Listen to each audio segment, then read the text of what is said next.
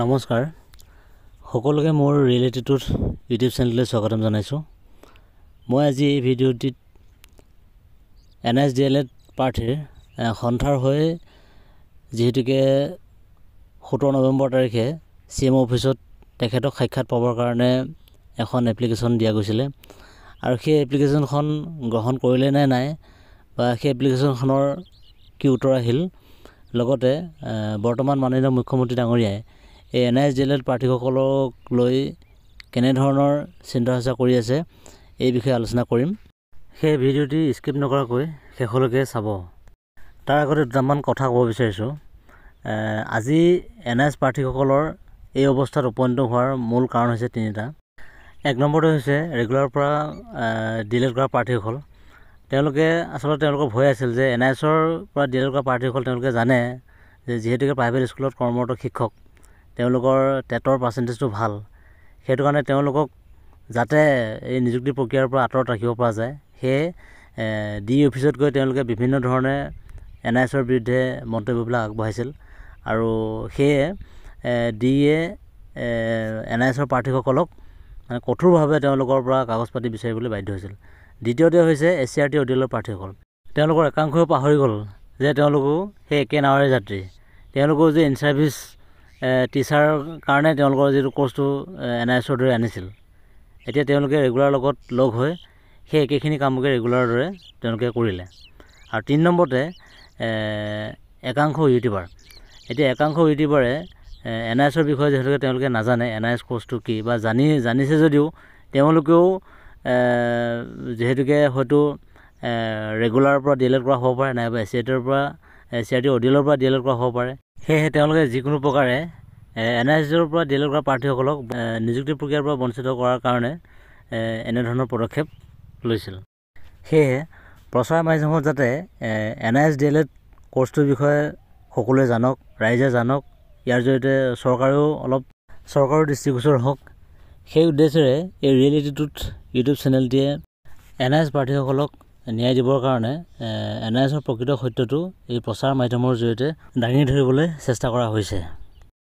কিন্তু অতিকৈ দুখৰ কথা, চেনেলটো আৰম্ভণিৰ পৰাই প্ৰথম আৰু প্ৰধান কাম হিচাপে NS প্ৰাৰ্থীসকলৰ হৈ এই ভিডিঅ'বিলাক প্ৰকৃত সত্যটো জনাই থকাৰ পাছতো NSৰ যিসকল প্ৰাৰ্থী আছে তেওঁলোকে ভিডিঅ'বিলাক চায়, কিন্তু যেনেধৰণে সহায় সহযোগিতা পাব লাগে আমি সেই সহায় সহযোগিতাটো পোৱা নাই।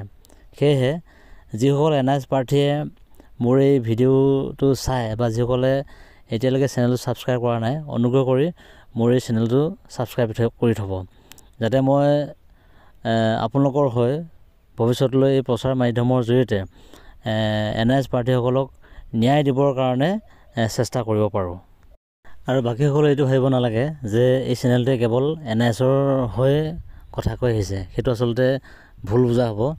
কাৰণ গণতন্ত্ৰৰ চতুৰ্থ স্তম্ভ হিচাপে যিটো প্ৰকৃত সত্য, সেই প্ৰকৃত সত্যটো উপস্থাপন কৰাই চেনেলবিলাকৰ মূল আচলতে উদ্দেশ্য। সেয়েহে যিহেতুকে এই NS প্ৰাৰ্থীসকলে বহুত কষ্ট ভুগি আছে, কাৰণ তেওঁলোকৰ ডিপ্ল'মাখন যিহেতুকে ভেলিড ডিপ্ল'মা, সেয়েহে তেওঁলোকক ন্যায় দিবৰ কাৰণে এই চেনেলৰ জৰিয়তে প্ৰয়াস কৰা হৈছে আৰু অদূৰ ভৱিষ্যতেও এই চেনেলটোৱে জনসাধাৰণৰ হৈ কাম কৰি যাব। এতিয়া আহোঁ আমি মূল বিষয়লৈ।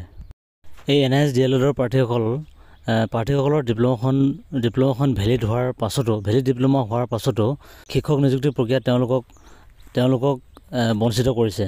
আৰু তেনে ক্ষেত্ৰত এই বিষয়টো মাননীয় মুখ্যমন্ত্ৰী ডাঙৰীয়াই অৱগত হয়নে নহয় নাজানো, কিন্তু বিভিন্ন সময়ত মাননীয় মুখ্যমন্ত্ৰী ডাঙৰীয়াক সাক্ষাৎ কৰি তেখেতৰ লগত এই বিষয়টো আলোচনা কৰিবৰ কাৰণে NSDLEDৰ প্ৰাৰ্থীসকলে মেলে মিটিঙে হওক, য'তে যেনেকৈ পাৰে স্মাৰক পত্ৰ প্ৰদান কৰি আহিছে আৰু ইমেইলৰ জৰিয়তে তেখেতক সাক্ষাৎ পাবৰ কাৰণে তেখেতলৈ ইমেইল পঠোৱাইছে, কিন্তু অনুমতিটো দিয়া নাই। আপোনালোকে স্ক্ৰীণত দেখিছে, এইখনেই আছিল CM অফিচত সন্থাৰ হৈ দিয়া যিখন আবেদন পত্ৰ তেখেতক সাক্ষাৎ পাবৰ কাৰণে। এতিয়া এই প্ৰাৰ্থীসকলে ক'ত যাব, কি কৰিব? যিহেতু মুখ্যমন্ত্ৰী ডাঙৰীয়াই নিযুক্তি প্ৰক্ৰিয়া নিযুক্তি পত্ৰ বিতৰণৰ দিনাখন তেখেতে যিহেতু কৈছিল যে NISৰ প্ৰাৰ্থীসকলে কোনো ধৰণৰ কেছত যাব নালাগে, কেছ কৰিলে বিষয়টো অলপ কঠিন হৈ পৰে, নিযুক্তি প্ৰক্ৰিয়াটো স্থবিৰ হৈ পৰে, সেয়েহে আলোচনা কৰক বুলি তেখেতে যিহেতু কৈছিল।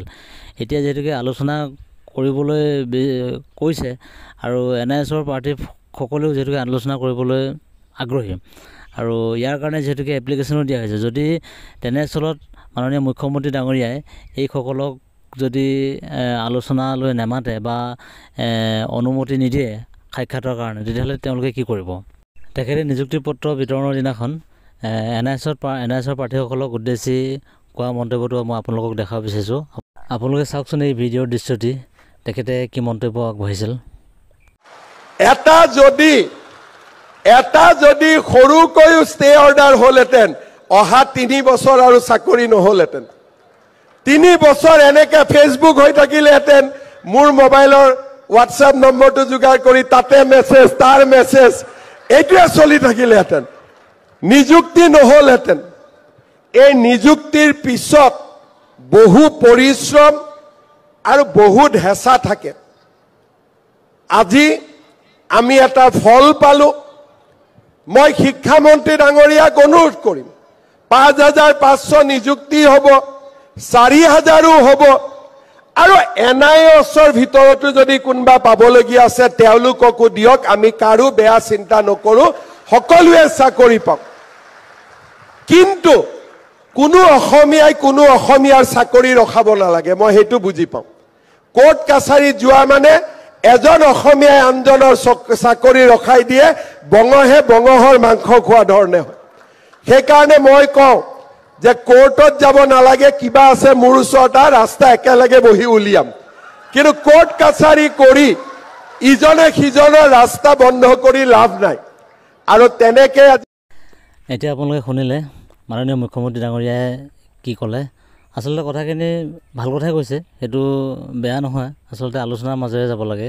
সেয়েহে আমি মুখ্যমন্ত্ৰী ডাঙৰীয়াক আমি অনুৰোধ জনাব বিচাৰিছোঁ, যিহেতুকে আপোনাক লগ পাবৰ কাৰণে যিহেতুকে বা আপোনাক সাক্ষাৎ পাবৰ কাৰণে অফিচত যিহেতুকে এপ্লিকেশ্যন এখন দিয়া আছে, আৰু যদি আপুনি ভাবিছে যে সাক্ষাৎ নিদিয়াকৈও সমস্যাটো সমাধান হ'ব, তেতিয়াহ'লে আপুনি শিক্ষামন্ত্ৰী তথা শিক্ষা বিভাগলৈ আপুনি নিৰ্দেশনা এটা প্ৰেৰণ কৰক, যাতে 4,500 শিক্ষক নিযুক্তি প্ৰক্ৰিয়াত কোনো ধৰণৰ বাধা আৰোপ নোহোৱাকৈ বৰ্তমান সময়ত অন্যান্য ৰাজ্যত যেনেকৈ চাৰ্টিফিকেট মাৰ্কশ্বিট আৰু নিউজৰ ডিপ্ল'মা চাৰ্টিফিকেট মাৰ্কশ্বিট চাই নিযুক্তি প্ৰক্ৰিয়াত নিযুক্তি দি আছে, তেনেকৈ যাতে আমাৰ শিক্ষা বিভাগেও এই NISৰ প্ৰাৰ্থীসকলক নিযুক্তি দিয়ে। আপুনি অন্ততঃ এইখিনি কৰি দিলে NIS প্ৰাৰ্থীসকল নথৈ সুখী হ'ব। আৰু সেয়ে মাননীয় মুখ্যমন্ত্ৰী ডাঙৰীয়া কোৱাৰ দৰে মঙহক মাৰিব নালাগে। এই সকলো অসমৰে সন্তান, সকলোৰে ভালৰ কথা চিন্তা কৰক আৰু অসমখনক আগুৱাই লৈ যাওক। এই মাননীয় মুখ্যমন্ত্ৰী ডাঙৰীয়ালৈ বিনম্ৰ অনুৰোধ। এইখিনি আছিল ভিডিঅ'টিত ক'ব লগা। আৰু মোৰ এই ভিডিঅ'টি যিসকলে শেষলৈকে চালে সকলোকে ধন্যবাদ জনালোঁ। আৰু লগতে এইখিনিকে কৈ মোৰ এই ভিডিঅ'টি ইমানতে সামৰণি মাৰিলোঁ। ধন্যবাদ।